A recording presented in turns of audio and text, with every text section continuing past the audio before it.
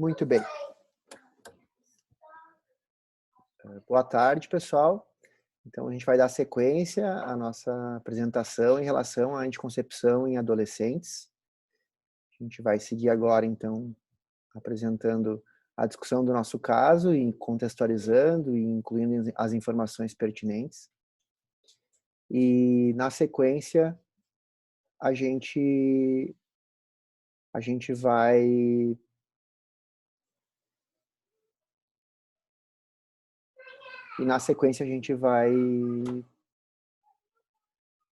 fazer algumas discussões pertinentes também ao caso. Então, esses slides vocês já acompanharam na aula anterior, né, que a gente fez da abertura e introdução do caso, alguns deles, né. Então, só retomando a ideia de que a definição da Organização Mundial de Saúde em relação à adolescência é de 10 a 19 anos, é a definição mais utilizada, mas que no Estatuto da Criança e Adolescente eles consideram a idade de 10 a 18 anos. Tem uma questão legal também envolvida aí, porque a maioridade no Brasil, o Estatuto da Criança e Adolescente é nacional, é brasileiro, né?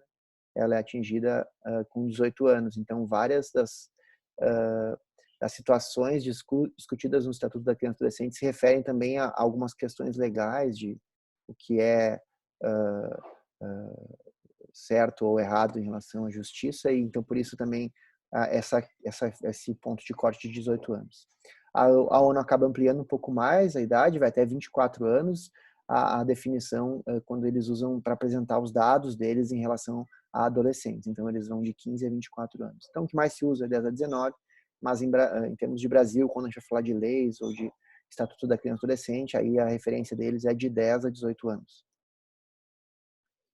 E anticoncepção, então, como a gente falou na nossa outra apresentação, é o aconselhamento técnico para a obtenção da prole no momento e do tamanho desejado. Então, na verdade, quando a gente faz anticoncepção, é uma situação muito menos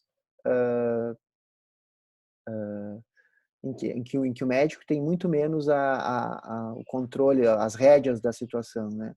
Em geral, o que a gente faz é um aconselhamento frente às dúvidas da paciente em relação aos métodos disponíveis para ela. Então, a paciente já te traz algumas ideias e aí tu vai dizer para ela quais são os riscos dela em relação àquela ideia que ela tem e, ao mesmo tempo, oferecer outros métodos e quais os riscos e benefícios, né, desses outros métodos comparados à ideia que ela tem. Então, a anticoncepção é, em geral, uma decisão da paciente sob a supervisão do profissional que está lidando com ela naquele momento. Então, é importante lembrar que quando a gente fala em concepção, né, em planejamento, né, familiar, a gente não está falando só em não ter filhos, né, a gente está falando em planejamento, então a gente também está falando em quando ter os filhos e quantos filhos essas pacientes vão querer ter.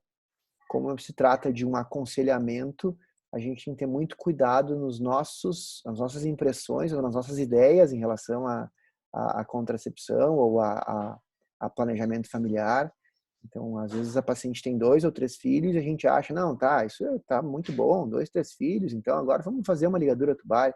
Então, a gente não pode ter esse preconceito ou essa ideia de querer dizer para a paciente, né, ou para o casal, quantos filhos ou que aquele parâmetro que nós consideramos suficiente sejam suficientes para os outros. Então, algumas pacientes vão desejar ter 3, 4 filhos, 5 filhos ou até mais, e nós somos responsáveis por aconselhá-las em relação aos riscos delas e benefícios em relação a cada método e, obviamente, risco e benefício em relação às gestações, né, cada uma das gestações que a paciente tem.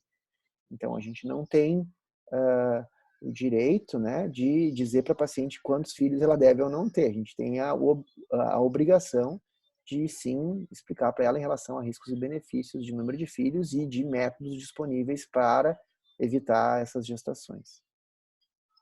Então, eu sempre falo, e por outro lado, muitas pacientes, ou muitos casais, né, optam por não ter filhos, né, e também a gente tem bastante cuidado, porque isso às vezes machuca bastante as pacientes, porque eu atendo só mulheres, né, eventualmente casais, mas a maioria das vezes mulheres. Então, a gente tem que ter muito cuidado, porque muitas pacientes optam por não ter filhos, e a gente não tem que ficar dizendo para ela, mas tu não vai mesmo ter filho, porque é uma coisa que às vezes a gente vê, as pacientes reclamam disso, né? Como assim? É uma decisão que é minha. Ó. Lógico que a gente tem que conversar, explicar dos riscos de uma gestação mais tardia, isso também é nosso papel, mas sempre se despindo desses preconceitos de como que tu não vai ter filhos, né? Isso não cabe a nós. Cabe a nós explicar para o paciente os riscos e benefícios dos métodos e os riscos e benefícios de ter ou não ter filhos e em que momento isso for acontecer. Né? No caso daquela paciente, Lucas, eu vou ter filho com 45 anos.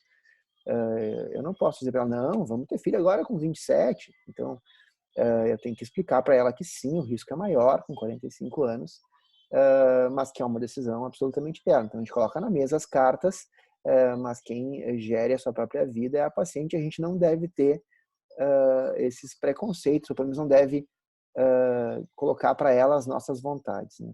E sim ofertar a elas as possibilidades. Quando a gente fala de anticoncepção, a gente fala da eficácia do método, né, que é qual a chance de ele realmente evitar a gestação, no caso daquela paciente que está tentando não engravidar. A segurança do método, que é qual é o risco que tem de ela ter complicações com esse método. E a gente também fala de perspectiva futura. Porque se for pensar num método muito eficaz e muito seguro, eu vou estar falando muitas vezes de métodos definitivos, né? Esterilizações, né? E só que esterilizações não podem ser consideradas em pacientes que tenham uma perspectiva de gestação futura, porque são métodos, como o nome próprio diz, definitivos, né? Considerados definitivos. Apesar de haver a possibilidade de reversão,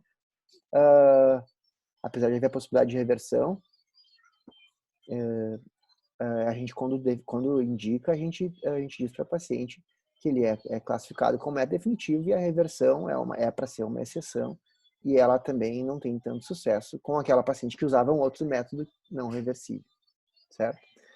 Então, perspectiva futura é muito importante. E quando a gente fala de adolescente, então, é fundamental, né? A gente tem que pensar, porque a paciente tem um longo período reprodutivo pela frente ainda. Então, são as pacientes em que a perspectiva futura mais deve ser considerada. Esse é o nosso caso clínico, então, uma menina de 14 anos, que veio consultar acompanhada da mãe. Isso é muito comum as meninas virem acompanhadas da mãe na consulta.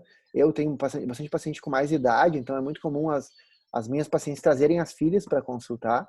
Então é uma coisa que a gente vê bastante. Às vezes eu tenho algumas filhas que trazem as mães também, mas eu tenho mais, acho que, mães que trazem filhas do que filhas que trazem as mães para consultar. Então, ela veio acompanhada da mãe para iniciar a contracepção, porque ela quer retornar à atividade sexual. Então, ela teve um filho bem precocemente, né? Tá amamentando. Iniciou a menstruar, então, com 12 anos. Não usava nenhum método antes de engravidar. E também não tinha comorbidades. Então, uma paciente de 14 com um filho há 2 semanas. Durante a consulta, então, a menina relata que gostaria que a mãe aguardasse fora da sala de consulta. E aí a mãe questiona, isso também às vezes acontece, questiona qual a orientação médica, uma vez que a paciente tem só 14 anos. Não sei, quer fazer alguns comentários aqui, Simone? Sim, assim, eu estou atendendo cada vez mais adolescente, né? Porque eu faço pediatria tem 20 anos e aí os meus pacientes estão crescendo, estão virando adolescentes. Meu foco ainda é a primeira infância, mas eu tenho atendido bastante adolescente. E o que eu vejo muito, assim, os adolescentes querem a presença da mãe. Se tu colocar, assim, uns 10 anos atrás, assim, o adolescente adorava entrar na consulta sem a mãe. E a gente discutia exatamente isso. Será que ela pode entrar sem a mãe? Né? Hoje em dia, não. Hoje em dia, eles acham bem tranquilo que a mãe entre e participe de tudo. Né? Então, assim, falando um pouco em autonomia e anticoncepção, né? Anticoncepção é uma coisa que requer muita autonomia da paciente, né? E será que os nossos adolescentes hoje estão com essa autonomia para decidir tudo sozinho? Só levantando assim uma discussão Eu vejo em consulta cada vez mais os adolescentes pedindo a presença da mãe na consulta, né? Fazendo as mães participarem dessa decisão junto com eles. Então, Aqui no caso, ela não quer participar, não quer que a mãe entre, né? essa a gente encontra de tudo, né? A gente tem paciente que quer que a mãe acompanhe, né? E tem algumas que não querem, né? E aí a mãe pergunta, né? Isso é uma situação que às vezes aparece, né? Tá, doutor, mas como assim? Ela tem só 14 anos, eu quero acompanhar a consulta dela, né? E aí isso parte um pouco da ideia da maioridade civil, né? Que é uma ideia que a gente tem bastante presente, assim, né? Nas discussões em geral, na vida das pessoas, né? Mas, assim, a gente tem algumas posições oficiais das entidades em relação a isso, né? E, e a Febrasgo e a Associação Brasileira de Pediatria se posicionam absolutamente favoráveis a de que a gente possa, sim, falar sobre contracepção sem a presença do familiar, mesmo em meninas menores de 18 anos, né? E que isso deva ser uma opção da paciente. Então, se a menina quer falar com a gente em separado, né? A gente tem que absolutamente respeitar isso, a gente tem respaldo das sociedades em relação a essa posição. E outra coisa que eu pondero que acho que é importante a gente lembrar é que mesmo que a paciente não diga, às vezes elas são muito tímidas, né? Especialmente as mais jovens, né? A gente tem que abrir essa possibilidade para ela, tem que dizer, olha, tem alguma coisa que tu queira falar sem a presença da tua mãe, tu já tem, né, sei lá, 14, 15, 13, até 12 anos. Abrir essa possibilidade faz parte do nosso trabalho de manter o foco no nosso paciente, que nessa situação é a menina, é a adolescente, não a mãe dela. Então, nessa situação, às vezes é difícil de contornar isso, né? Porque ela tem o direito de atender sozinha, a paciente? Sim, tem o direito. Mas, por outro lado, a mãe é muitas vezes uma aliada muito importante para nós em algumas situações, né? Tanto de contracepção quanto de outros cuidados, né? Com a vida da adolescente em questão. Então, a gente tem que conversar de uma maneira que a mãe entenda que aquilo é importante para a paciente, já que ela pediu, né? E que ela já tem idade suficiente para que possa discutir. Mas tem algumas situações em que a gente eventualmente tem que quebrar esse sigilo, né? Então, acho que isso também é uma situação importante da gente colocar. Então, o que a mãe vai perguntar, mas então depois tu me conta, doutor? Não, claro que não. Né? Exceto, né, me conta, quer dizer, a gente não vai falar para a mãe o que a paciente nos falou, ela tem que ter confiança no profissional que está atendendo ela e de poder dividir suas preocupações, seus medos, suas vontades, né? E a gente só vai, então, eventualmente, comunicar, né, o familiar ou alguma outra pessoa em umas situações muito pontuais, que são quando a paciente estiver colocando em risco a sua própria vida. Por exemplo, a menina diz numa consulta, doutor, eu estou com uns pensamentos meio estranhos. Semana passada me peguei pensando em cortar meus pulsos. Então, umas coisas assim que possam colocar, né, uma ideação suicida ou uma tentativa, né? Então, aquela fala individual pode ser uma tentativa dela de buscar ajuda, né? E aí, nessa condição, a gente obviamente vai conversar com ela e vai dizer que a gente precisa falar isso para outras pessoas, para que ela tenha uma rede de proteção nesse sentido. Então, quando ela coloca em risco a própria vida, é uma das situações em que a gente tem que conversar com ela e chamar uma intervenção de alguma outra pessoa, e muitas vezes vai ser essa mãe que foi lá pedir para acompanhar, mas isso a gente vai construir junto com uma adolescente, né? Então, quando ela põe em sua própria vida, quando ela põe em risco a vida de uma outra pessoa, ela diz, eu quero matar alguém, ou verdadeiramente matar alguém, né? Tem um plano, né? Sei lá, eu comprei uma arma. Então, nessa situação também, a gente também tem a possibilidade de quebrar o sigilo. E também situações criminosas, né? Tipo um estupro, alguma outra situação. Eu fui estuprada, eu não quero ver minha mãe. Então, essa a gente tem que construir também e também, às vezes, chamar as entidades responsáveis pela segurança do adolescente, porque às vezes esses crimes acontecem dentro de casa, né? Então, a gente também, às vezes, tem que lançar mão do conselho tutelar e de outros órgãos que também auxiliam no manejo dessas situações de crime, né? Então, A paciente pode consultar sozinha com 14 anos? Pode. A gente deve abrir essa possibilidade, caso ela não peça. E se ela pedir, a gente tem que tentar conversar com o familiar que estiver junto para que ele entenda da importância disso, né? E construir, então, a possibilidade de que ela tenha essa intimidade com o profissional que está atendendo ela. Então, a gente diria isso, faria isso, né, com essa mãe, né? Diria, olha, é importante tal, que ela tenha isso. Tem uma situação pontual que é aquelas meninas menores do que 14 anos, né? Porque menores do que 14 anos, legalmente, digamos que essa menina tá tendo relação sexual, e essa menina em questão estava tendo relação sexual com menos de 14 anos, porque ela teve um nenê, né? Vocês lembram do caso, né? Ela teve um nenê e ela veio no pós-parto. Bom, e na lei, menor que 14 anos, quando tem atividade sexual, é considerado como estupro presumido, né? Então, isso legalmente é um pouco mais delicado. As sociedades responsáveis, a FEBRAS, e a Associação de Pediatria, consideram que não é passível de denúncia que a menina de menos de 14 anos tenha atividade sexual, desde que a gente tenha a tranquilidade de que essa atividade seja consensual. Se há suspeita, por exemplo, ela tem 13 anos, é super tímida, eu não sei se ela realmente está afim de ter relação com aquela pessoa. Então, se há, ela não me transparece que esteja afim, ou eu tenho a impressão de que ela tenha, que não seja consentido, ou que tenha alguma relação abusiva, aí sim a gente tem que fazer denúncia, trazer o conselho tutelar, trazer os órgãos responsáveis pela segurança dessa menina. Então, assim, grosseiramente, menores de 14 anos, a gente tem que ter segurança que essa relação é consentida para que a gente não busque medidas cabíveis em relação a isso. A paciente diz, não, tem meu namorado, estou com ele já há 3 anos, a gente está super bem, não é obviamente consentido. Nessas condições a gente não tem que fazer denúncia para lugar nenhum.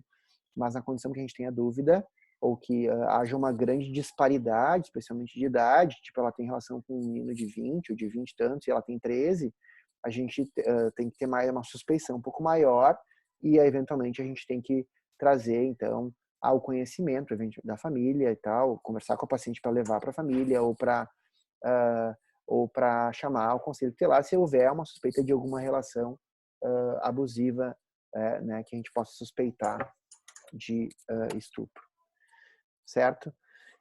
Então,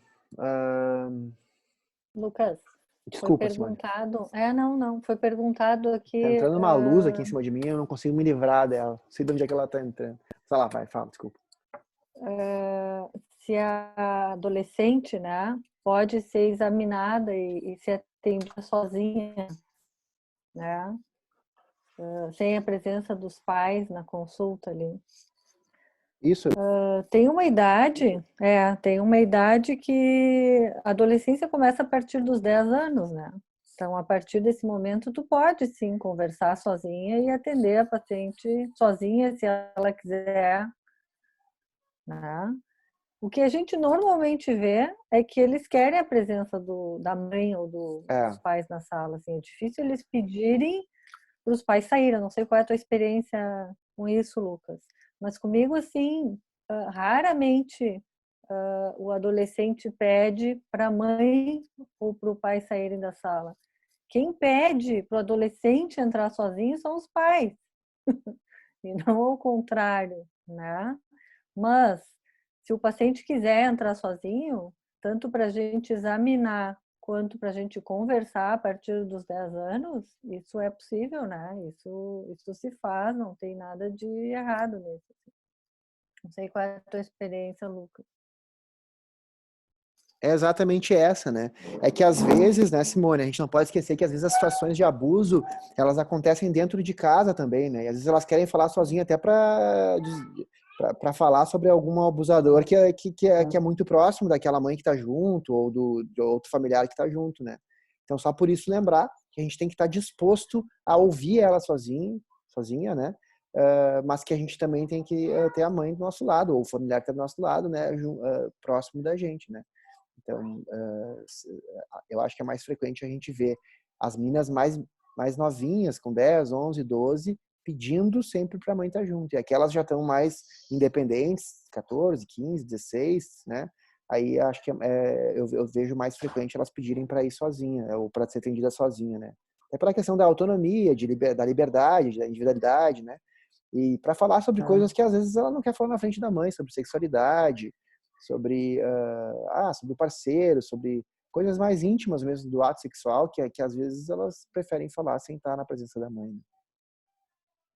Bom, então só eu coloquei o posicionamento afebrado aqui para vocês terem um registro, se vocês quiserem depois consultar, né, em relação a essa situação. Então a Constituição diz que o planejamento familiar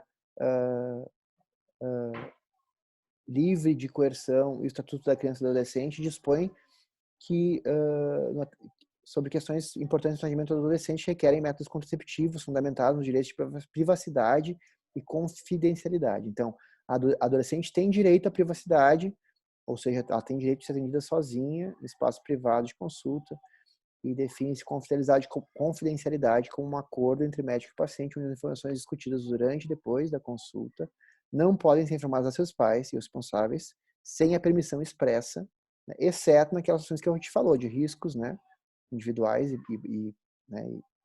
para os demais, né? E essa confidencialidade também está suportada pelo Código de Ética Médica, né? Muito bem. Então, naquela situação, o que nós faríamos? Nós diríamos para a mãe, né, como a gente já falou, que tentaríamos construir com a mãe a ideia de que ela possa conversar e tal, e dizer que legalmente sim, ela pode, e que a gente acha que é importante, que no caso de haver risco para ela ou para uma terceira pessoa, a gente falaria, mas de outra maneira não teria nenhuma contato, não teria nenhuma revelação do que essa paciente nos contou durante a consulta. No exame físico, então, ela tinha um índice de massa corpórea de 20,9, a pressão arterial era 120/70, o exame das mamas não tinha alteração, nem do abdômen, e no toque vaginal tinha uma cicatriz de uma laceração perineal que ela teve no parto. Então, qual é a orientação contraceptiva para essa menina? Então, só para lembrar vocês, uma menina de 14 anos, que teve um filho há 2 semanas, que estava amamentando, que começou a menstruar com 12 anos, e que tinha esse exame físico. Então, qual seria a orientação contraceptiva? Eu coloquei essa tabela de contraceptivos, que eu acho importante vocês terem essa noção, para a gente entrar na discussão de qual contraceptivo deveria ser usado nessa menina, tá?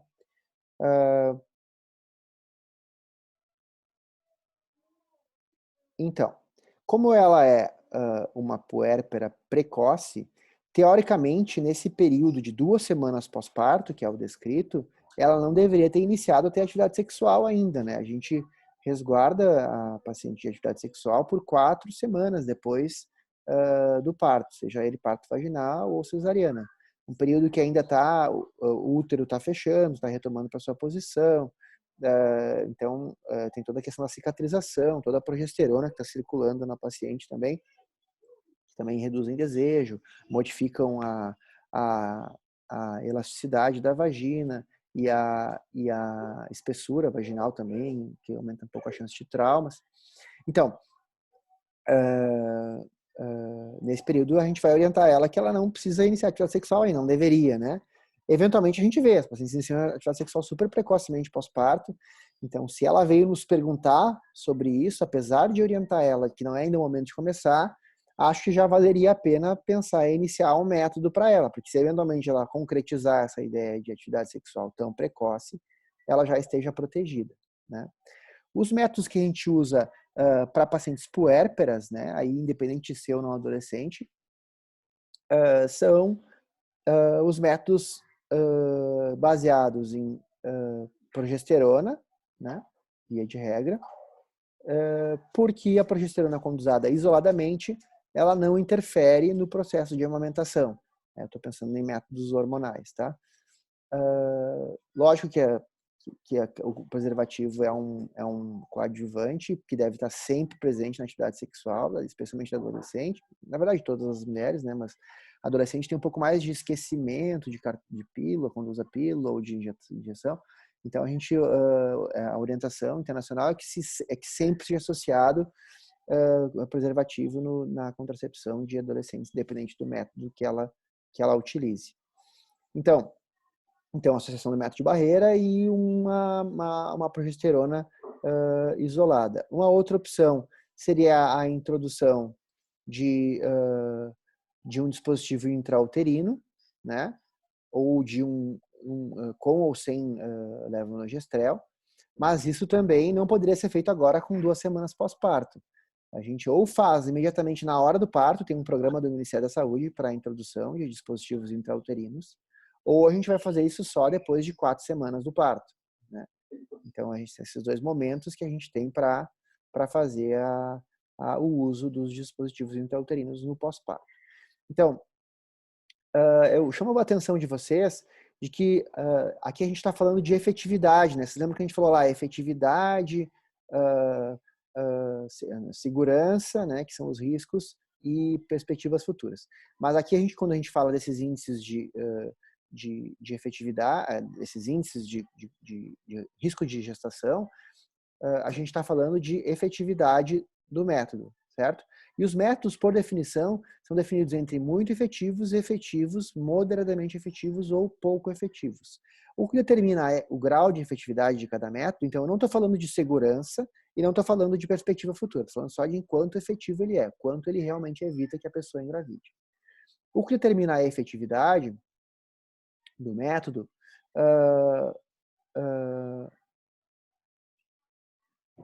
a própria alimentação é um método, tá? Eu já vou falar sobre isso só um pouquinho. Então, o que determina a efetividade do método o método ser muito efetivo, é o risco dele no uso habitual ou comum. Então, o que é o uso perfeito? É o uso dentro de um laboratório, entre aspas, a paciente que está usando todos os dias direitinho aquele método que foi proposto. Seria o uso perfeito, né? O uso habitual ou comum tu entrega esse método para uma população e depois de 1 ano tu vai ver quantas dessas pessoas engravidaram, entendeu? Entrega e deixa ela viver, né? Solta elas, né? E aí vê quantas delas engravidaram. Então, para parâmetros de efetividade do método, que a gente tem que considerar o uso habitual ou comum, que é como esse método se comporta na população em geral, que é a informação que eu passo para a paciente, né? Até posso dizer, olha, se tu usar ela certinha, vai ser o uso perfeito ou correto. Mas se tu for considerar a média da população em geral, a gente está falando de uso habitual ou uso comum.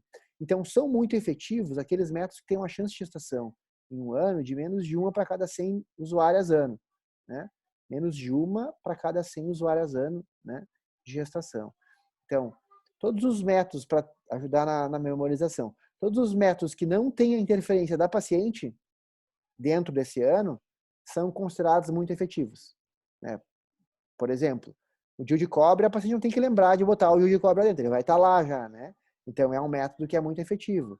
A laqueadura tubária, a vasectomia também, a paciente não tem que lembrar que vai, né, se está a ligadura lá funcionando ou não. Ela foi feita já, ela não vai ser mexida ao longo desse ano.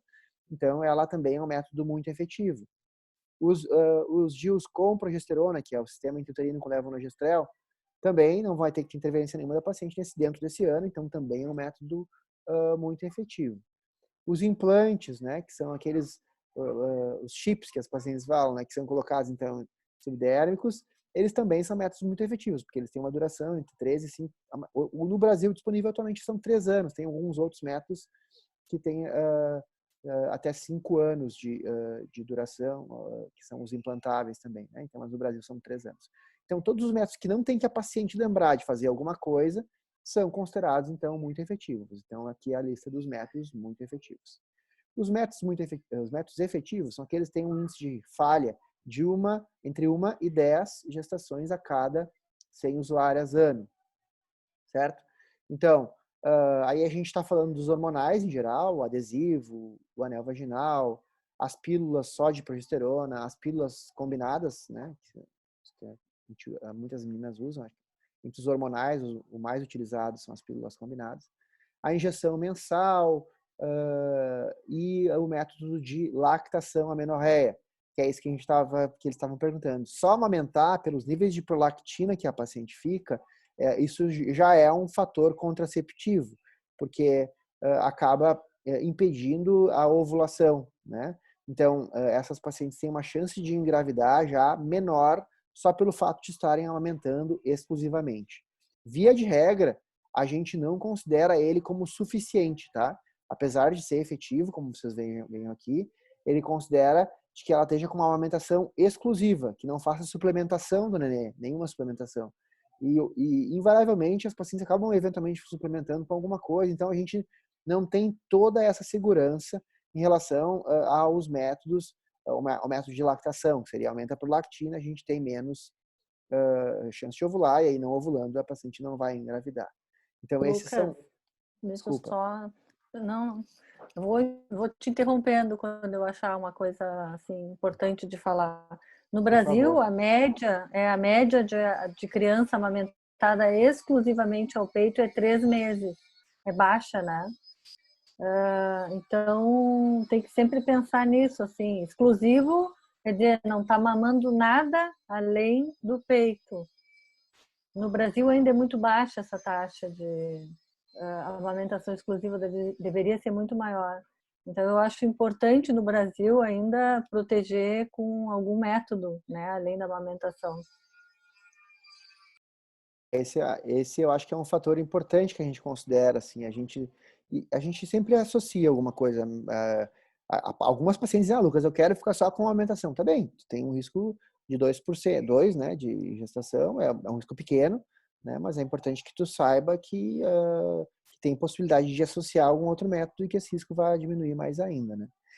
Então, né, é uma informação que é importante a gente passar. Então, aqui são os métodos considerados efetivos. Vocês vejam que esses métodos, eles têm uma perda da efetividade pelo uso, né? Porque, às vezes a paciente, como a gente falou, né? Era para estar aumentando exclusivo, mas não é um exclusivo total, é um exclusivo mais ou menos, né? Ou o injetável mensal, é todo dia 5. Aquele mês eu usei no dia 10, né? E aí acaba engravidando. Então, tem interferência da usuária, acaba caindo a efetividade, né? A própria pílula, esqueci uma, vou tomar duas, vou tomar três, né? Então, todos eles, né, que têm interferência, acabam perdendo a efetividade pela interferência da usuária e caindo de métodos que, se fosse considerar o uso perfeito, eles seriam quase tão efetivos quanto esses que estão aqui no grupo de cima, né?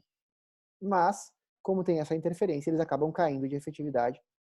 Quando a gente comparar com os outros aqui, a gente está praticamente mantendo a mesma efetividade, né?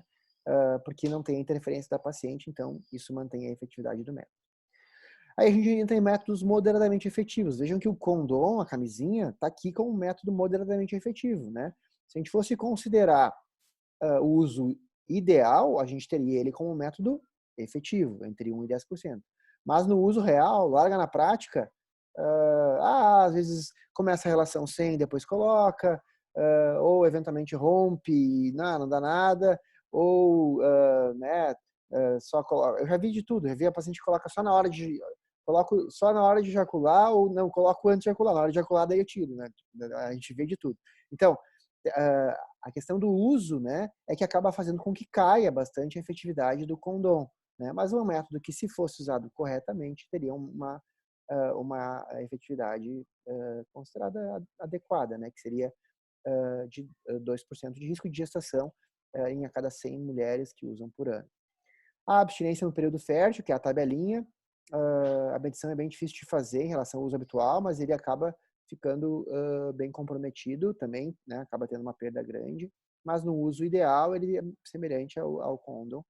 Diafragma, esses métodos a gente tem visto mais, tá? A gente ficou muito tempo sem ver, e agora com a ideia de usar cada vez mais métodos que não interfiram no funcionamento hormonal da mulher, a gente tem visto pacientes retomando a tabelinha ou a diafragma, métodos, né, que não tem o acréscimo de hormônios. São métodos que, numa situação ideal, até tem uma efetividade não tão ruim, mas a gente tem que ter muita orientação, muita educação para considerar esses métodos nas pacientes, né? Se você pensar em nível de saúde pública, né, nível de unidade básica, são métodos que a gente praticamente não indica, porque são métodos que no uso comum a gente sabe que falham mais. Então, aquela paciente que tu está mais próximo no consultório, ou talvez até numa unidade básica em que tenha visita domiciliar, que tem uma proximidade grande com uma usuária, talvez a gente consiga ter um índice de efetividade melhor, né? Mas assim, pensando como uma política de saúde pública, não é um método que deva ser muito considerado pelo fato de ter uma efetividade bem menor quando usado na prática.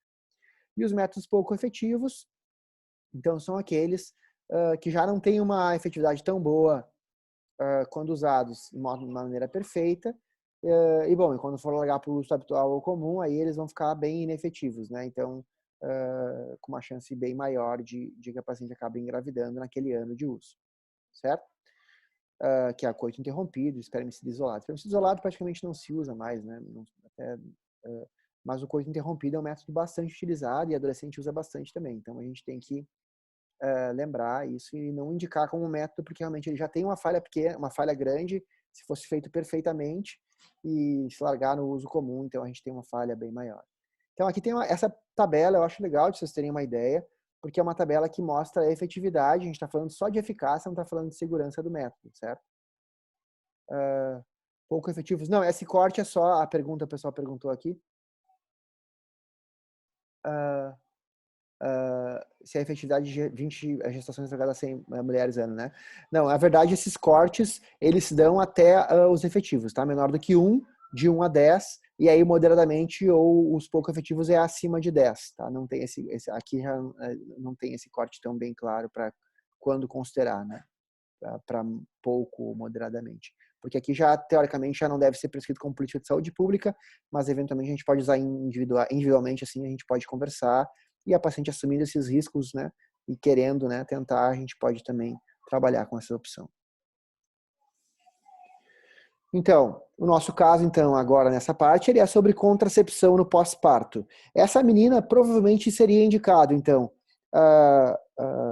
que associasse uma progesterona isolada, tá? As maneiras que a gente pode usar a progesterona isolada são através de uma pílula de uso contínuo. Tem uma pílula de dose bem baixa, que se chama de mini pílula, então pode ser usada só durante a amamentação, então é uma progesterona em dose baixa. Norethisterona é a progesterona mais utilizada, então seria uma opção para essa paciente, enquanto amamentasse exclusivo. Depois que parasse a amamentação exclusiva, caso ela tivesse optado por essa mini pílula, por uma mini pílula, ela teria que trocar essa mini pílula depois de não estar mais amamentando exclusivo. A progesterona via oral, ela tem também dose plena, que é a mais utilizada, é a desogestrel 75. Então, essa pílula pode ser usada não só para quem amamenta exclusivo, mas depois tem vários pacientes que usam progesterona isolada, não estão amamentando, então essa menina vai poder ficar usando essa progesterona depois. É uma pílula que é interessante pelo fato de não ter a questão da amamentação, porque a mini pílula, como a eficácia ela é menor, acaba que a gente tem que trocar quando para de amamentar exclusivo, né? Então, quando a paciente opta por progesterona oral isolada, mais frequentemente a gente acaba usando a progesterona essa na dose plena, que é a dose 75 de desogestrel, certo? Outra possibilidade de uso de progesterona isolada é através do injetável. O injetável mais utilizado no Brasil é o injetável de acetato de medroxiprogesterona. Estou falando de progesterona isolada, tá? Acetato de medroxiprogesterona de 150, que é usado, então, a cada 3 meses, seria uma opção. Aqui cabe um asterisco. O injetável em adolescente está relacionado... Injetável, progesterona isolada em adolescente, está relacionada... já vou falar sobre a mini de novo. O injetável trimestral está relacionado a uma perda uma redução da massa óssea. Então a gente tem alguma restrição para as adolescentes, parece que elas se recuperam depois da massa óssea, mas a gente tem alguma restrição em usar injetável trimestral de progesterona isolado para adolescente, tá? Então tem essa perda de massa óssea, mas parece que não vai interferir em osteoporose lá na frente, mas ela tem um pouco de perda de massa óssea. Então acaba que a gente não usa tanto em adolescente, usa para paciente que já passou da adolescência, injetável trimestral de 150 com progesterona isolada, então trimestral. Outra maneira de usar progesterona é no DIU, né? Tem o DIU com progesterona, então DIU com levonorgestrel, é uma opção interessante também, né? Tem uma efetividade muito boa, só lembrando que ou tu insere na hora do parto, ou tu vai inserir só 4 semanas depois do parto. Então é uma outra maneira de utilizar a progesterona. A vantagem da mini pílula, que perguntaram ali, é que a dose de progesterona é mais baixa, então ela vai ter menos efeitos adversos. Então a paciente diz, Lucas, eu quero usar o mínimo possível de hormônio, tu vai usar uma mini pílula, mas vai explicar cuidadosamente para ela de que ela vai ser válida só enquanto amamentar exclusivo. Então a vantagem... Lucas, aquelas adolescentes que têm dificuldade de lembrar, né, de tomar a pílula todo dia.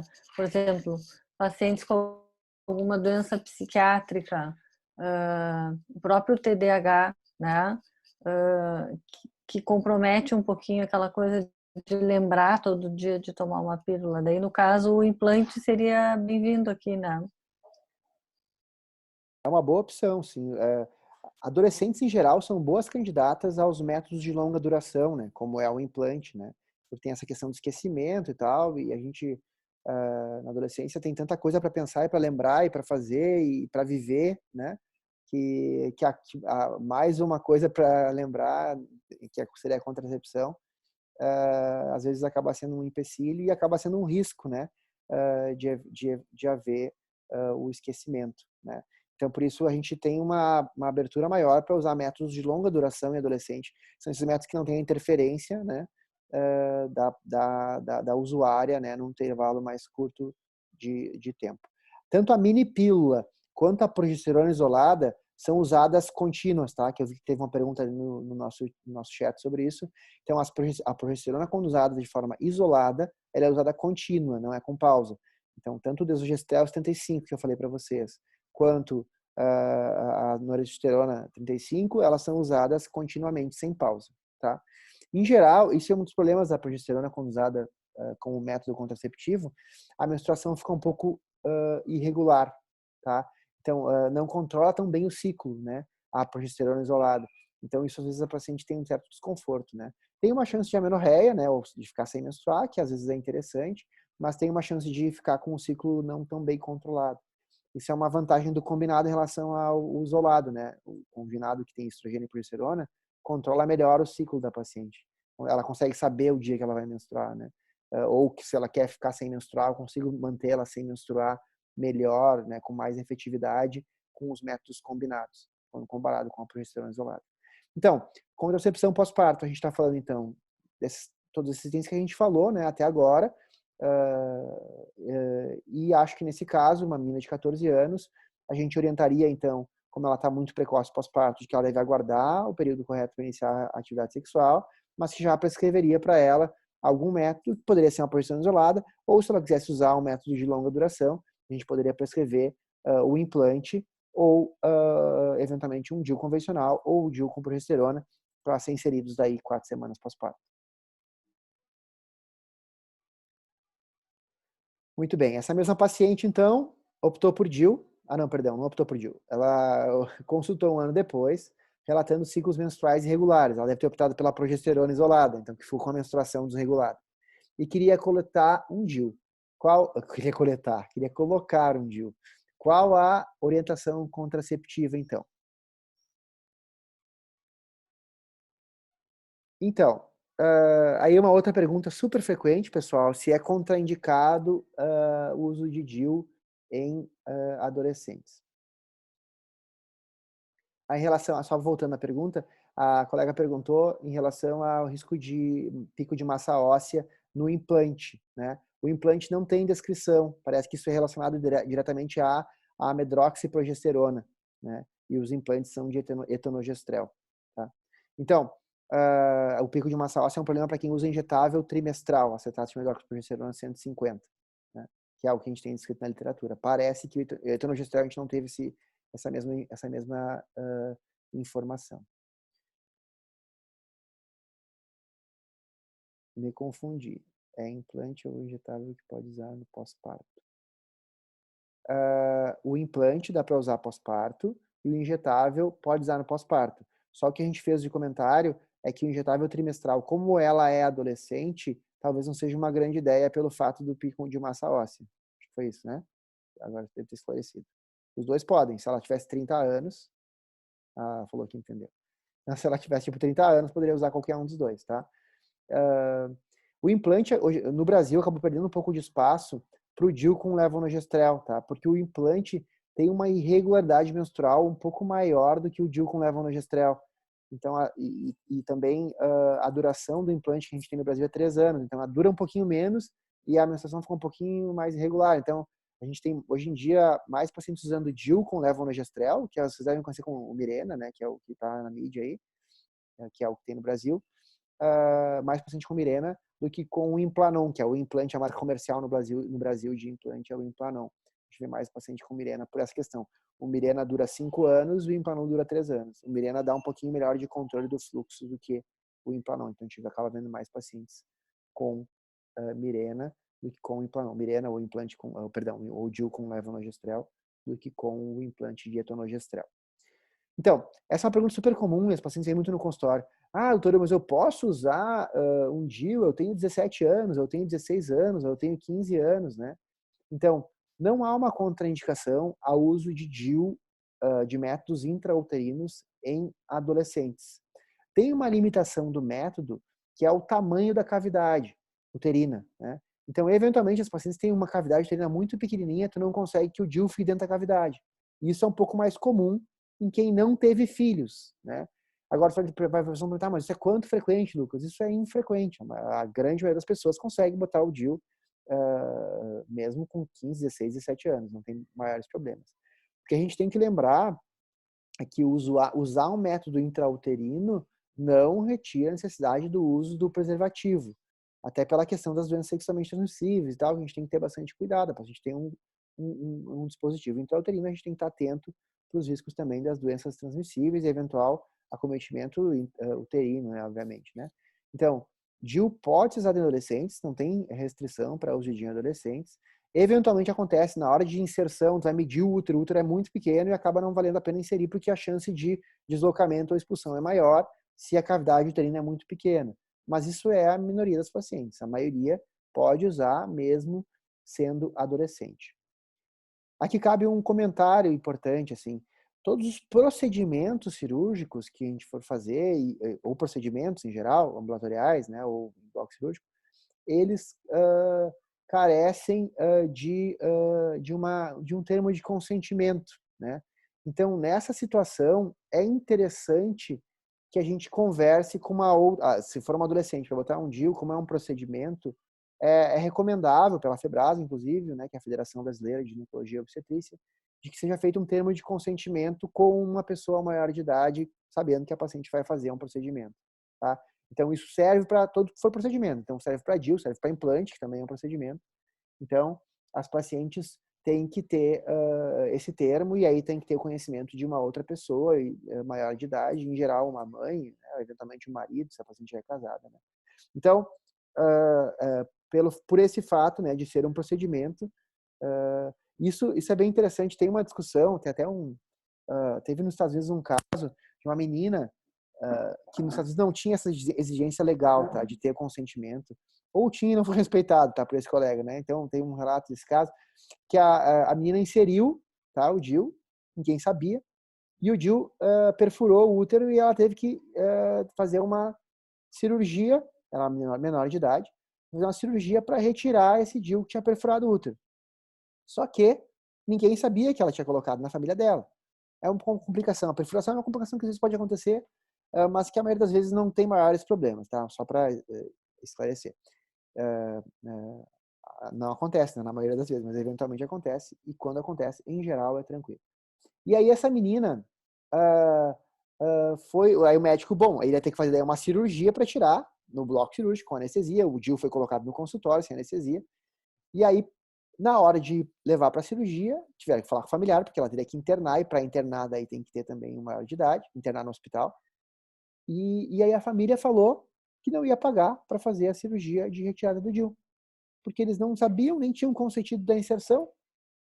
E nesse caso, acabou que o médico teve que pagar para o hospital para fazer a internação dessa menina para poder fazer a retirada do DIU, porque se decidiu, foi para vias jurídicas e o advogado o juiz definiu que, bom, como realmente era uma decisão da adolescente, mas ela não se sustenta, entre aspas, né? Não havendo o consentimento dos pais para esse procedimento, no caso dessa complicação, quem assumiu esse risco foi o próprio médico em relação a esse procedimento. Então, sempre que envolver um procedimento, deve haver o consentimento de um maior de idade, de um familiar, né? E aí esse familiar também é responsável junto, né, pela escolha da paciente. Isso serve para implante e serve para DIU. Então, essa é uma particularidade de quando for inserir um DIU ou um implante numa adolescente. Deixa eu ver a pergunta que entrou. Acne. Sim. Não, isso é muito comum. As meninas Bem usam. comum. Normalmente as gurias já consultam e já sabem o nome da pílula combinada, uma dosagem não muito baixa de hormônio, né, Lucas? Acho que é isso que eles usam para acne, porque a quantidade de hormônio que tem nos DIU são... A gente tem alguma. O que, na verdade, o que controla a questão da pele não é o estrogênio que está na pílula, e sim a progesterona. A gente tem né, diversas progesteronas utilizadas, e quanto maior o efeito antiandrogênico dessa progesterona, maior o controle dela da acne, né? Então a gente tem uma série de progesteronas, né? E o efeito cosmético da pílula, a pílula também ela tem esse efeito cosmético, né? Que é muito desejado por algumas meninas. Algumas meninas começam a usar a pílula por isso. Minha pele tá muito ruim e tal, Lucas, quem sabe começa com uma pílula. E ela tem esse benefício. Em algumas situações ela pode ter esse benefício, sim.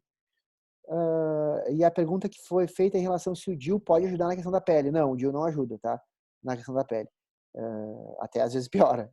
O DIU com progesterona, deve ser essa pergunta, né? O DIU convencional, a pele vai ficar como sempre é, porque não tem nenhum hormônio, então vai ficar como ele funciona, como a menina funciona sem nenhum método hormonal, até porque não tem hormônio, né? E o DIU com progesterona não melhora a pele e pode eventualmente até piorar a pele das pacientes, tá? Então, se a ideia é melhora da pele, não é o DIU com progesterona o método que a gente vai propor, e sim uma pílula combinada com algum progestágeno que tem um bom efeito antiandrogênico. Os antiandrogênicos, as progesteronas com efeito antiandrogênico maior é a drospirenona, a ciproterona e a clomaridona. Deixa eu ver outra pergunta aqui. A pílula combinada e alimentação? Sim. Por isso que a gente não utiliza. Lembra que eu falei no caso da paciente que estava amamentando? A gente falou que a gente ia associar uma progesterona isolada, né, e não uma pílula combinada. Então a gente só vai voltar com a pílula combinada, porque aquela paciente que deseja a pílula combinada, e não só pílula combinada, né? Só vai voltar a qualquer método combinado quando a paciente não mais estiver aumentando ou quando já não estiver mais aumentando exclusivo, que ela quiser voltar para o seu método anterior ou para um método combinado pelos efeitos benéficos, pelos benefícios que também são trazidos pelos métodos combinados. Lembre que combinado é amplíssimo, né? Combinado pode ser pílula via oral, tem injeção combinada, que daí é mensal, uma vez por mês, tem adesivo, que é combinado também, que tem estrogênio, tem progesterona, tem anel vaginal, que também é combinado, então tem uma série de possibilidades combinadas, né? Vocês vão ter uma aula específica só sobre contracepção, tá? Que acho que eu que vou dar para vocês. E aí a gente vai levar os métodos, vamos ver como é que é, tem o anel, tem o DIU, vamos pegar na mão, vamos ver como que funciona. E aí a gente vai falar mais especificamente sobre esses métodos. Aqui a gente está tentando focar um pouco mais na adolescente, no caso que a gente está em questão. Mas qualquer dúvida que vocês tiverem, a gente vai discutindo e vai tentando esclarecer. Talvez não com tanta profundidade quanto a gente vai ter na aula, mas também já vai tentando esclarecer. Lucas, na prática, assim, eu vejo muita mãe amamentando, não exclusivamente, mas amamentando as crianças com 3 meses de idade e as mães já tomam se isso pode interferir na amamentação, né? E não sei se é porque essa média de aleitamento exclusivo é baixa, mas eu vejo na prática muita mãe usando pílula combinada a partir dos 3 meses de idade, assim, dos lactentes, né? Não é o recomendável, é muito precoce, né? A gente tem a orientação de uma amamentação exclusiva aí variação de entre 4 e 6 meses, né, pelo menos, né? E até esse período não deveria ser usado nenhum método combinado. Via de regra, a gente não inicia um combinado antes de 6 meses, né? Agora, se a paciente não aumentou, sei lá, a paciente era HIV, não podia aumentar, a paciente tinha alguma contraindicação para amamentação ou não conseguiu aumentar, que algumas pacientes não conseguem aumentar, aí tu já pode iniciar o combinado um mês depois do parto, né? Não tem maiores problemas. Mas tem sempre que considerar, não está amamentando, reiniciamos. Está amamentando, a gente vai provavelmente postergar isso para ao redor de 6 meses, para usar o combinado. Poder explicar como funciona o DIU. O DIU é um método de barreira, né? Ele tem, então, um efeito, o DIU convencional, né? Um efeito local, né? Ele fica, então, dentro da cavidade uterina e impede, então, o encontro entre o espermatozoide, que está vindo do sistema reprodutor masculino, e do óvulo que está saindo lá do ovário da mulher, né? Do sistema reprodutor feminino. Então, é um método que age como barreira. Ele tem efeito também no endométrio, que é onde ele está inserido, né? ele faz uma reação inflamatória no endométrio que torna o endométrio inóspito ou dificultando a implantação. Então, eventualmente, se encontrou lá o espermatozoide e o óvulo, tá lá um espermatozoide dos bons, né? Um óvulo dos bons. Se encontraram, a presença do DIU dificulta essa implantação. Então, é uma outra maneira que ele age. Ele também aumenta um pouco o muco do colo. O muco do colo da paciente fica um pouco mais espesso. Também é uma limitação para que o espermatozoide ascenda, né? Então, são todos efeitos de interrupção do contato entre os gametas ou de dificuldade ou de imposição de dificuldade de implantação no caso do eventual encontro entre os gametas. Você ia falar, Simone? Desculpa. O DIU com levonorgestrel, só para vocês entenderem, a gente vai falar sobre isso num outro momento, mas o DIU com levonorgestrel, a ideia dele é a barreira igual ao DIU convencional. O levonorgestrel foi incluído para tentar controlar um pouquinho melhor o fluxo menstrual, porque o DIU convencional, o fluxo menstrual pode aumentar um pouquinho, né, no início, em geral, do uso, né. Então, eles botaram o levonorgestrel para atrofiar um pouco mais o endométrio, e aí dificulta, além de dificultar ainda mais a implantação, né, ele também a paciente menstrua um pouquinho menos, né, ou até fica sem menstruar. Isso, então, seria uma vantagem. Então, muita gente não queria o DIU convencional porque tinha medo dessas questões menstruais. E aí o DIU com o levonorgestrel acaba tentando suprir essa ideia das questões menstruais relacionadas ao DIU convencional. Então, aqui de novo, só para lembrar daquela fala de que os métodos de longa duração são super indicados em adolescentes, são bem interessantes para adolescentes, porque dão essa liberdade de ficar um bom tempo sem pensar, né, nesse método. Ele está lá funcionando por um período mais longo. Mas lembrar sempre que é importantíssimo que seja adicionado o preservativo, né? Então, aqui, a gente já está se aproximando do nosso final. O nosso checklist em relação para ver se a gente discutiu o que a gente tinha se proposto, que é quando iniciar a anticoncepção, acho que isso a gente não discutiu, né? Então, a anticoncepção vai ser iniciada quando a paciente vier pedir anticoncepção, né? Então, a gente tem que estar sempre disposto a isso, né? A falar sobre anticoncepção e não ter preconceito. Eventualmente, as pacientes vêm falar sobre contracepção antes de menstruar, né? Às vezes as meninas têm a menstruação um pouco mais retardada e já começam a relação um pouco antes. E nesses casos, para não haver interferência hormonal, em geral, a gente recomenda o uso apenas de preservativo, tá? Então, esse é uma particularidade de anticoncepção para pacientes que ainda não menstruaram. Sempre tem que estar atento a essa questão do abuso, como a gente já falou, mas, eventualmente, se a gente vê que não é uma relação abusiva, nesse caso, a gente orientaria só o método do condom. Então, iniciar assim que a paciente desejar. Desculpa. Ó, nós tivemos um caso na Vila Fátima, de uma menina de 11 anos, né? Que ela ainda não tinha tido a menarca dela, e a mãe chegou pedindo pílula anticoncepcional, porque ela já estava tendo relações sexuais, e antes mesmo da menarca ela ficou com medo que a guria pudesse engravidar, né? A gente levou esse caso até o comitê de ética, porque a gente não sabia muito o que fazer com a menina, porque a menina não tinha ainda crescido o suficiente, né? Então ela estava muito baixinha e a mãe pedindo pílula anticoncepcional.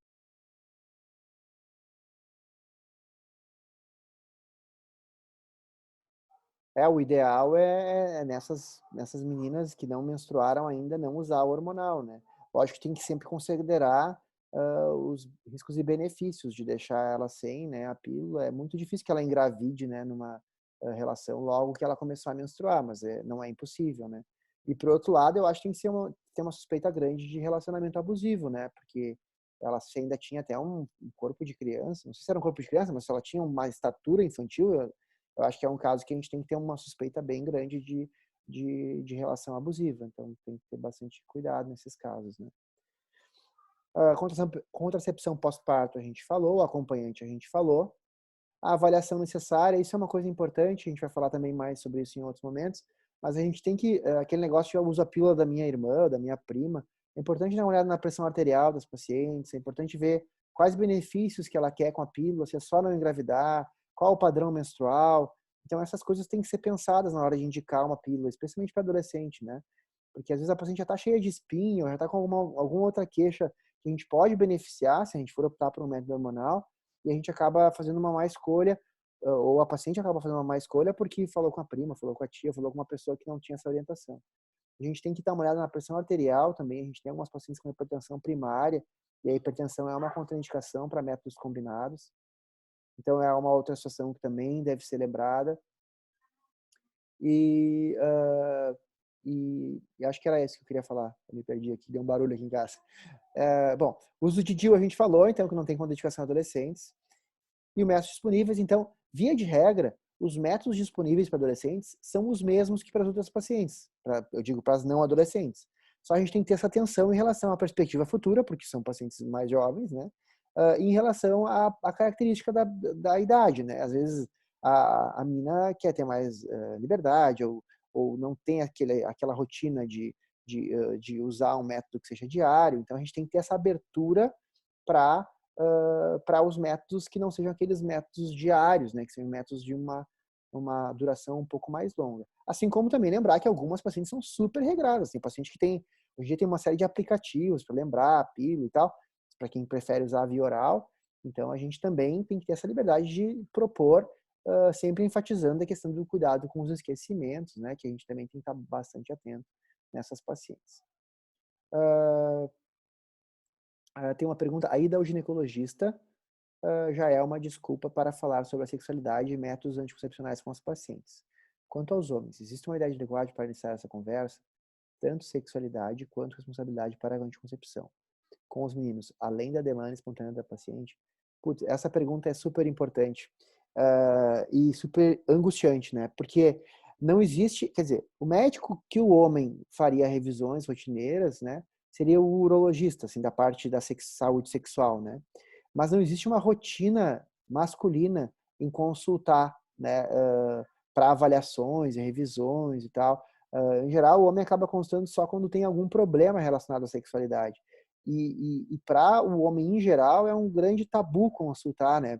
Então tem que ser um problema que realmente esteja incomodando. Se é um problema menor, muitas vezes eles acabam deixando passar, ou acabam, o que às vezes até é pior, se o problema é na questão sexual, jogando esse problema para a paciente, né? Então às vezes eu já atendo pacientes que eu vejo que não tem problema absolutamente nenhum, e que o problema da relação sexual dela é o namorado. Tipo, o cara tem um problema e aí de ejaculação precoce, ou de, né, que às vezes a menina não consegue ter orgasmo, a menina tem, né?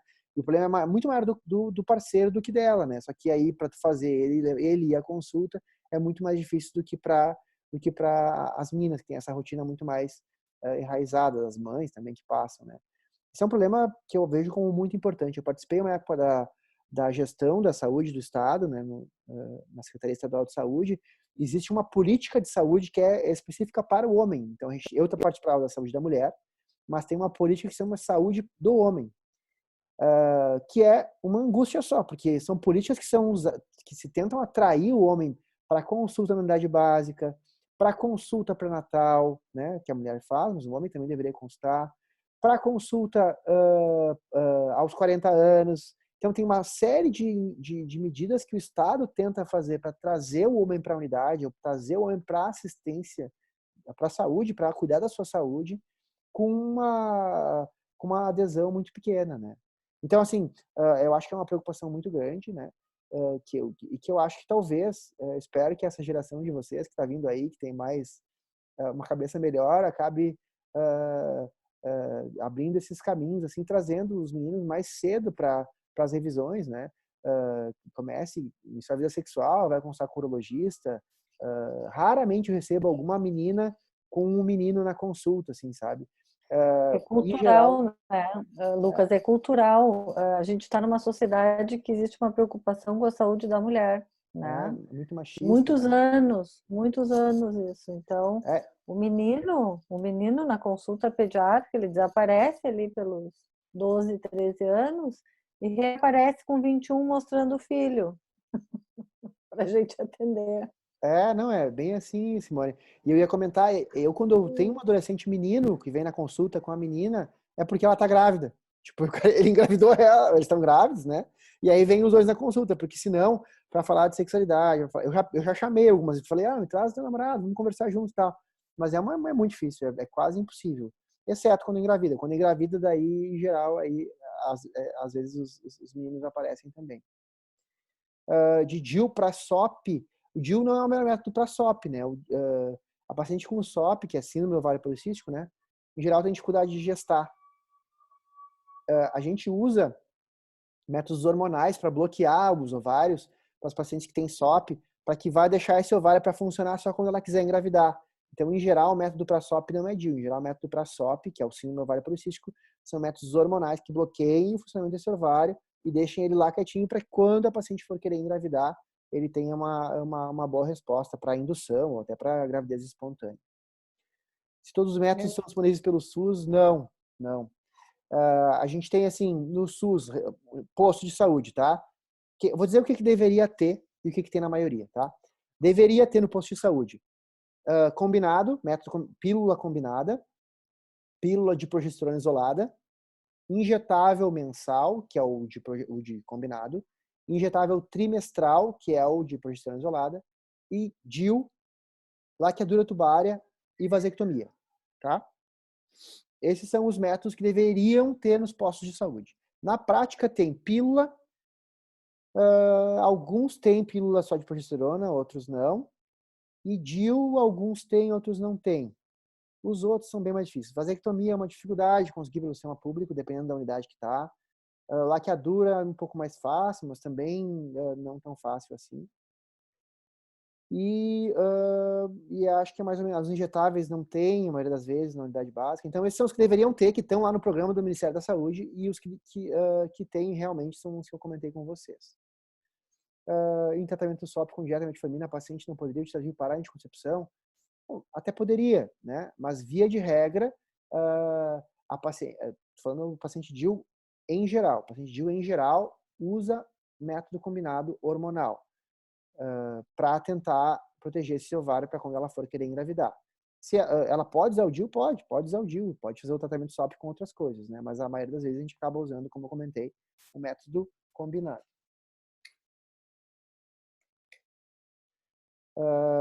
Que mais tem ali? Eu não entendi se existe o protocolo da pediatria, não entendi para quê. Eu acho que é para atender os meninos. Para atender os meninos. Ah, tá. Não tem, né, Simone, eu acho. Não existe. Existe o ebiatra, que atende o adolescente. A formação de pediatria, são poucas as que fazem formação em ebiatria, a maioria não faz, né? Vai do teu interesse, assim, querer atender adolescente ou não, né? Ou tu faz uma formação específica para isso, são poucos os que fazem essa formação, né? Mas não faz parte da formação pediátrica. Se o implante teria uma quantidade maior de hormônio que a pílula, sim, né? Porque ele vai sendo absorvido aos poucos, né? A dose que tu vai ter mensal não é tão maior, tá? Então, em termos de riscos, não aumenta tanto o risco em relação à pílula de progesterona isolada. Lembre que o implante é só progesterona, né? Então, não tem um maior risco, assim, claro, em relação a uma pílula de progesterona isolada. A diferença só é que ele vai liberando a progesterona ali diariamente, enquanto a pílula de progesterona isolada tem que tomar aquela dose diariamente. Dose plena é 75. Mini pílula é a pergunta em relação a qual é a dose da mini pílula. A mini pílula a mais utilizada é de noresteterona 0035. Progesterona isolada diminui o risco de trombose quando comparada com a pílula combinada. Sim, uma das indicações de usar a progesterona isolada é para os pacientes que têm risco de evento tromboembólico. A gente vai ter um seminário integrador só sobre evento tromboembólico e hormônios. E aí eu devo estar lá também, provavelmente, para falar com você sobre isso, tá? Mas sim, a progesterona tem risco bem menor do que o uso, a progesterona isolada é bem menor do que o uso de métodos combinados. Então, quem tem trombose, ou tem TEP, tromboembolismo, ou infarto, não pode usar combinado, mas eventualmente a gente utiliza o método de progesterona isolada. Mulheres que já decidiram que não querem ter filhos, a laqueadura está disponível? Sim, pode ter, pode fazer. A gente vai falar sobre isso na aula de anticoncepção. A laqueadura tubária ela pode ser feita em mulheres que tenham 25 anos ou 2 filhos vivos. Então, se ela não tem filhos e tem 26 anos, ela pode legalmente fazer. A gente, em geral, não faz tão jovem, né? Mas ela legalmente poderia fazer. Não faz por causa daquilo que eu botei no segundo slide da aula, que são as perspectivas futuras, né? A chance de arrependimento de uma laqueadura feita precocemente, ou seja, feita antes dos 30 anos, ela é muito alta, né? Então, eu já atendi mais de uma paciente que chega com 40 ou 37 anos, que fez uma laqueadura com 26, 27 e que quer desfazer essa laqueadura. Então, a chance de arrependimento é maior quanto mais precoce for a idade. Então, legalmente pode, mas na prática a gente procura deixar esses métodos definitivos para uma idade um pouco mais tardia, assim, em geral, acima dos 30 anos. Existe a idade adequada para começar a ir no ginecologista antes da menstruação ou apenas depois? Na verdade, as meninas são no pediatra, né? As meninas, depende da queixa delas, né? Assim, estão com algum problema na menarca ou nos ciclos menstruais. Eu costumo orientar que assim que começou a menarca e as primeiras menstruações ali, que elas façam a primeira consulta com o ginecologista. E já explico assim que a consulta com o ginecologista na cidade ela é diferente, né? Ela não tem um exame físico completo, que elas não precisam ficar com medo e podem consultar. Então, a gente recomenda assim que começa a menarca, né? Mas às vezes é diferente, às vezes já estão com vida sexual ativa e tem que ir antes, ou né? Depende de cada caso. Assim. Mas, em geral, a recomendação é com a menarca mesmo. Depende como a Simone falou, da queixa. Às vezes elas têm um nódulo ou tem alguma coisa, elas acabam indo antes, as meninas, né? As mães levam antes, né? Depois que menstrua, é muito frequente da mãe levar ou da menina resolver ir. E antes de iniciar a atividade sexual também é muito comum, né? De levar, antes de ter a primeira relação sexual, já tá com parceiro, vai ter relação. Também é um outro momento muito frequente de visita. A partir do momento que iniciou a atividade sexual, é recomendável que ela vá uma vez por ano no ginecologista, certo? Isso é protocolo mundial, até tá lá no up-to-date que vocês leram, né? Não que ela vá fazer coleta, mas ela é recomendável que ela consulte para conversar sobre a sua saúde sexual a partir do início da atividade sexual anualmente. Eu acho que agora, deixa eu só ver se eu tenho mais um slide, nós vamos para o Polev. Nós vamos para o Polev. Quem está com o celular na mão, vou pedir para entrar, bota lá na parte abre lá o navegador e digita polev.com/Lucas Schrein 397, que eu vou fazer breves questões com vocês para consolidar alguns conhecimentos outros que eu acho que são importantes, tá? Para ver qual ideia vocês têm e quais conhecimentos a gente pode consolidar caso não ainda estejam, tá? Então, vamos entrando e a gente vai construir, então, quanto maior a palavra, mais repetida ela foi nas respostas de vocês, tá? KKK é uma ótima colocação, quer dizer, não KKK, ou KKK, não entendi. Então, segurança, planejamento, prevenção, planejamento menstrual, interessante, né? Engravidar, planejamento. Então, essas construções de nuvens eu acho muito interessantes porque elas dão uma ideia global, assim, da ideia do grupo, né, em relação ao tema em proposição, né. Eu apresentei essa mesma aula, não foi essa mesma aula, não é verdade. Dei uma aula de contracepção já, num ambiente escolar, né, em adolescentes mesmo, de 13, 14 anos, acho que era primeiro ano e segundo ano, né. E fiz uma nuvem dessas de palavras. E já dei essa mesma aula também para outras vezes na turma e também fiz a nuvem porque eu acho que é uma coisa que dá uma ideia do que cada coisa significa, né? E as palavras mais usadas no grupo de adolescentes foi liberdade, exatamente a palavra que vocês escreveram, lá nos alunos do colégio que eu dei a aula. Foi no Marista, no Champagnat. Então, eu não estou dizendo que quem escreveu isso seja adolescente, ou seja mais jovem, mais ou menos jovem, né? Mas que eu acho que tem tudo a ver com a adolescência, assim, porque E quando a pílula foi inventada, que foi o primeiro método mais difundido, assim, o que realmente significou foi isso, né? Liberdade para ter com seu corpo em relação aos seus direitos, às suas vontades, né? Sem aquele medo, aquele risco de gestação, né? E nas turmas de medicina, a maioria das vezes aparece coisas mais técnicas, tipo planejamento, cuidado e tal, assim, coisas mais relacionadas à assistência, né? E vocês foram uma turma que botaram pílula ali para me sacanear, né? Mas vocês foram uma turma que dividiram as duas coisas, liberdade e planejamento. Eu vou tirar a nuvem antes que comece a aparecer mais pílula e mais kkk, né?